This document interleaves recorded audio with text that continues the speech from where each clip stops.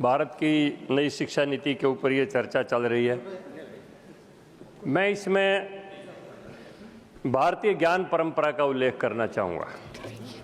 माननीय उपसभापति जी, व्यक्तिक, सामाजिक, आर्थिक और राजनीतिक रूपांतरण के लिए शिक्षा एक महत्वपूर्ण साधन है, क्योंकि शिक्षा के द्वारा ही आदमी तमाम बंधनों से मुक्त हो सकता है।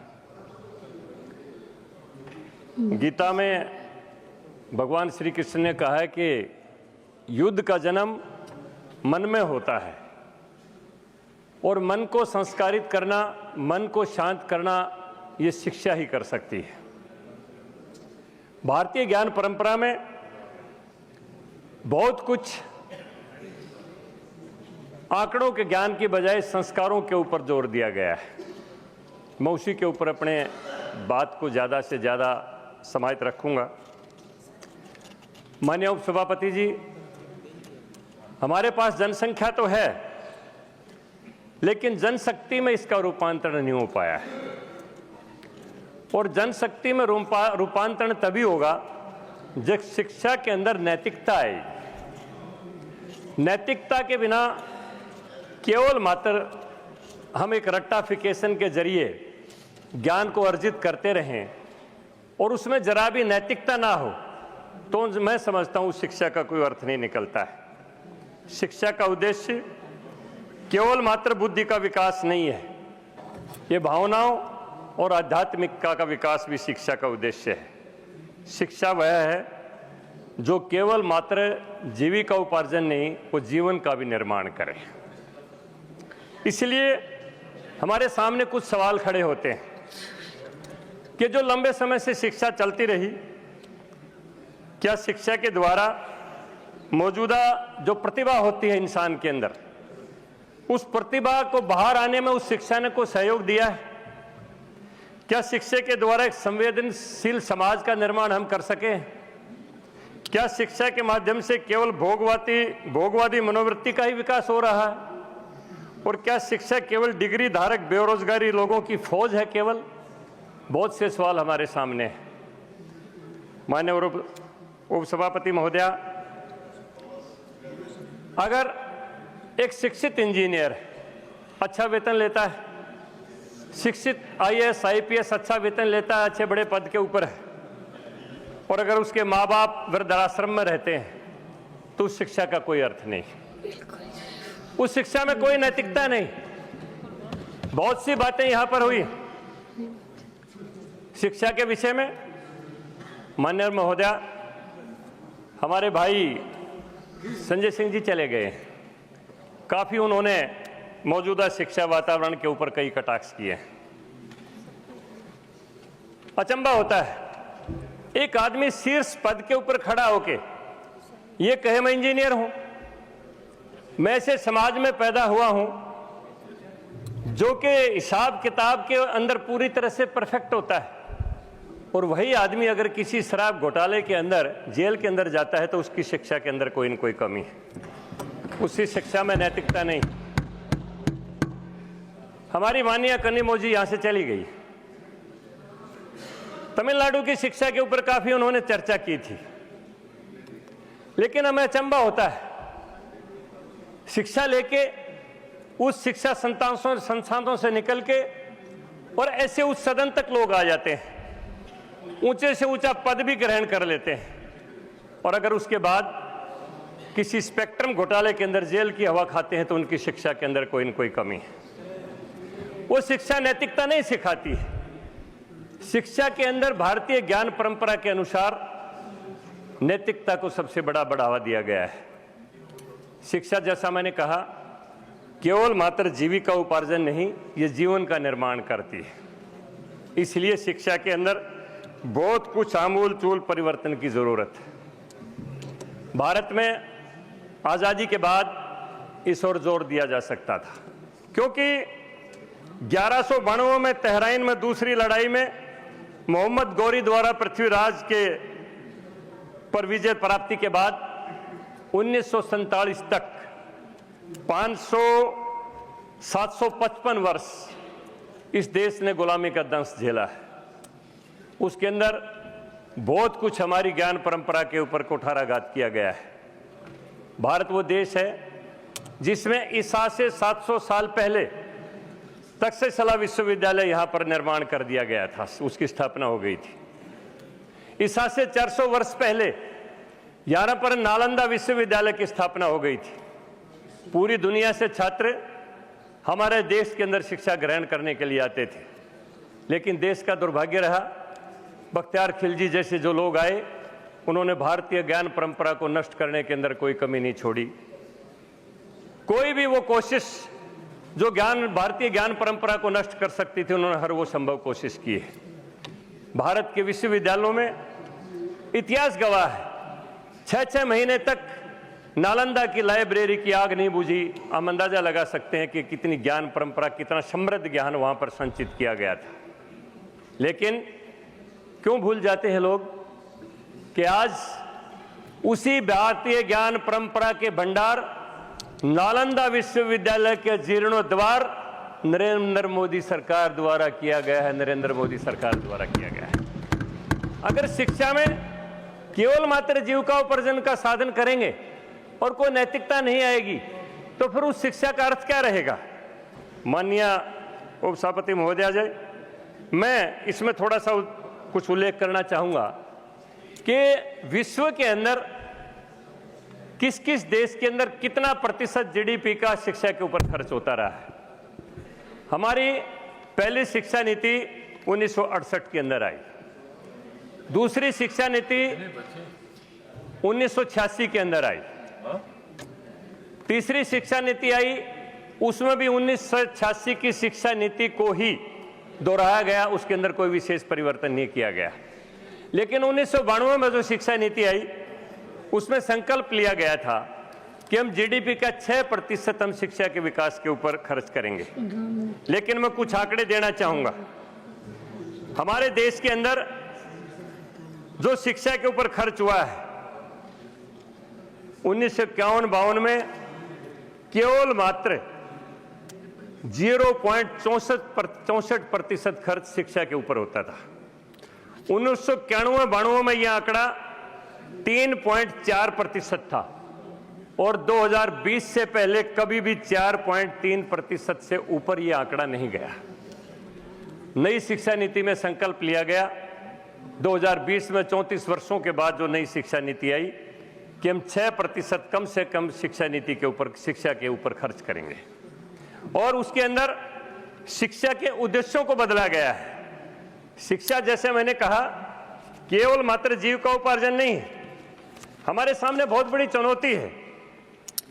एक सर्वेक्षण हुआ 2014 में, सरकारी स्कूलों में तीसरी कक्षा के 75% बच्चे और 5वीं कक्षा के 50% बच्चे और 8वीं कक्षा के 25% बच्चे उस सवाल का जवाब नहीं दे पाए जो दूसरी कक्षा का सवाल था। और मुझे कहते हुए बड़ा अफसोस हो रहा है कि 40% बच्चे ऐसे थे जो 100 के अंकों को नहीं पहचान सकते थे। यह अंग्रेजियत की शिक्षा का परिणाम रहा। माननीय महोदय, पश्चिमी बंगाल के पहले चीफ मिनिस्टर प्रफुल्ल चंद्र घोष बने। उन्होंने पूछा कि जो अंग्रेजों के स्वामित्व के कारखाने थे, अंग्रेज तो छोड़ के चले गए, वो कारखाने बंद है या चल रहे हैं? उनके सेक्रेटरी ने जब पता किया तो उनको इंफॉर्मेशन दी, उनको बताया कि सारे कारखाने चल रहे हैं। तो उन्होंने पूछा चला कौन रहा है? तो उन्होंने कहा राजस्थान के, पंजाब के मारवाड़ी बनियों ने सारे कारखाने खरीद लिए, वो चला रहे हैं। और जब उन्होंने पूछा कि उनकी शिक्षा क्या है, तो उत्तर क्या था? उनमें से कोई भी मिडिल पास नहीं था, लेकिन वो कारखाने चला रहे थे। क्योंकि हमारी प्राचीन जो शिक्षा पद्धति थी, उन्होंने गणित की शिक्षा चौथी क्लास तक ले ली थी। हमने भी जब चौथी क्लास पास की तो हमें कटमा पाढ़े याद थे 20 तक के, डाऊ हुट्टा पौना डेढ़ा सवाया ये भी याद थे।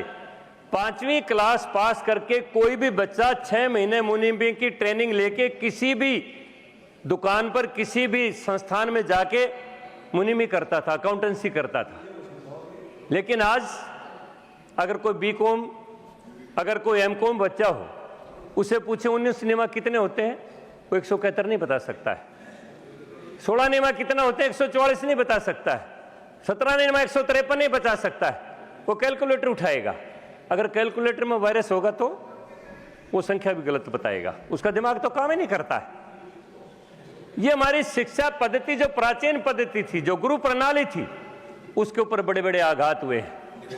क्योंकि लंबे समय तक मुगलई काल रहा, हमारी जो गुरुकुल परंपरा थी, जो गुरुकुल की शिक्षा थी, वो मदरसों में चली गई। और जब देश आजाद है 1947 के बाद, तो मदरसा शिक्षा सीधी मिशनरी शिक्षा हो गई और अंग्रेजियत का प्रभाव इस देश के ऊपर हो गया। मैकाले ने 1835 में ब्रिटिश पार्लियामेंट में जो बात कही थी, अगर हिंदुस्तान को गुलाम बना के रखना है तो शिक्षा पद्धति को बदलना पड़ेगा और इनको ये प्रभाव देना पड़ेगा कि अंग्रेजी जानने वाला आदमी शायद कोई बहुत बड़ा आदमी होता होगा। और अंग्रेजी एक स्टैंडर्ड का विषय मान लिया गया, इसलिए सब लोगों ने अपने बच्चों को अंग्रेजी स्कूलों में डालना शुरू कर दिया। अब किसी बच्चे से पूछे 2 का पहाड़ा क्या होता है, उसको याद नहीं है। किसी बच्चे को पूछे मामी क्या होती है, याद नहीं है। किसी बच्चे को पूछे कि बुआ क्या होती है, उसको याद नहीं है। सारे अंकल आंटी हैं, सब कुछ अंग्रेजियत का प्रभाव है। ये हमारे संबंध खत्म हो गए, हमारी गणित खत्म हो गई, ये अंग्रेजियत का प्रभाव था। इसलिए जो नई शिक्षा नीति जो हमारी आई है, इसके उद्देश्य केवल मात्र जीविका उपार्जन नहीं है, जैसा मैंने माननीय महोदय कहा है। नई शिक्षा नीति का जो लक्ष्य लिया गया है कि बच्चों की लिखने पढ़ने की योग्यता, आधारभूत गणितीय शिक्षा प्राप्त करने में सहायता करना अनिवार्य राष्ट्रीय लक्ष्य रखा गया है। और 2025 तक प्राथमिक विद्यालयों में तीसरी कक्षा तक सभी बच्चे ये शिक्षा हासिल कर सकें, ये लक्ष्य रखा गया है। माननीय महोदय, जैसा हम कह रहे हैं कि शिक्षा का उद्देश्य केवल मात्र वो ज्ञान नहीं है, शिक्षा में नैतिकता की बहुत बड़ी आवश्यकता है। अगर एक इंजीनियर बन जाता है, अगर उसकी नज़र सरिया और सीमेंट बेचने के ऊपर लगी रहती है, तो फिर उसकी शिक्षा का अर्थ क्या है। एक एडवोकेट बन जाता है, उसकी नज़र अपने क्लाइंट को न्याय दिलवाने की बजाय अगर उसकी जेब के ऊपर रहती है, तो उसकी शिक्षा क्या का अर्थ है। एक आदमी डॉक्टर बन जाता है, अगर उसका डॉक्टर के नज़रिया मरीज का इलाज करने की बजाय मरीज की जेब खसोटने के ऊपर लगी रहती है, तो उसकी शिक्षा का अर्थ क्या है। इसलिए नई शिक्षा नीति में भारत के प्रधानमंत्री नरेंद्र भाई मोदी जी ने लक्ष्य जीविका उपार्जन का नहीं, लक्ष्य जीवन निर्माण का लिया है, जिससे व्यक्ति का निर्माण किया जा सके। इसलिए इसके ऊपर बहुत कुछ किया गया है। माननीय महोदय, मैं इसमें कुछ एक सर्वेक्षण की बात आपको कहना चाहता हूं। 2018 में और 17 में एक सर्वेक्षण किया गया। अभी संजय जी एक सवाल कर रहे थे, मैं उसका जवाब देता हूं। 6 से 17 साल तक की उम्र के बच्चे जो स्कूल से बाहर हैं, उनकी संख्या 3.22 करोड़ थी। ये लक्ष्य लिया गया है कि 2030 तक 100% बच्चे स्कूल के अंदर रह के शिक्षा प्राप्त करें, सरकारी स्कूलों का वो स्तर बढ़े और सरकारी स्कूलों की ही वो गुणवत्ता रहे कि कोई भी ड्रॉप आउट ना हो। ये नई शिक्षा नीति के अंदर लक्ष्य लिया गया है। मैं अभी बीच में जो बात कर रहा था कि छात्रों द्वारा जो आज की जो शिक्षा है, रट्टाफिकेशन की जो शिक्षा है, मैं उसके अंदर कुछ उल्लेख करना चाहूँगा। पिछले दिनों खबर आई कोटा के अंदर से कि कितने छात्रों ने आत्महत्या करी। मैं इस विषय के ऊपर थोड़ी सी बात करना चाहता हूँ। शिक्षा प्रणाली के अंदर जो त्रुटियां रही, इसके अंदर 10 अप्रैल 2019 को तेलंगाना बोर्ड ने इंटरमीडिएट रिजल्ट का रिजल्ट घोषित किया था। 10 लाख विद्यार्थियों ने परीक्षा दी, इनमें से 3 लाख विद्यार्थी फेल हो गए, 22 बच्चों ने आत्महत्या कर ली। हमारे देश में परीक्षा में असफलता का सामना करने के फलस्वरूप आत्महत्या करने वाले विद्यार्थियों की संख्या इतनी बड़ी है। कुछ समय पहले भारत सरकार ने एक प्रश्न के उत्तर में संसद में जानकारी दी थी कि विभिन्न परीक्षाओं में असफल होने के फलस्वरूप देश भर में 2014 से 2016 तक 20,476 विद्यार्थियों ने आत्महत्या की। देश के लिए कितनी बड़ी चुनौती है। क्या केवल मात्र परीक्षा के अंदर कुछ कम अंक आ गए और आत्महत्याएं कर ली बच्चों ने? उनकी शिक्षा का स्तर क्या रहा, उनका मानसिक स्तर क्या रहा? हमारे देश में अग्निवीर योजना चालू की गई, करोड़ों की अरबों की संपत्ति हमारे छात्रों ने आग की भेंट चढ़ा दी। उनकी शिक्षा का स्तर क्या था? उनकी शिक्षा में राष्ट्रीयता थी ही नहीं।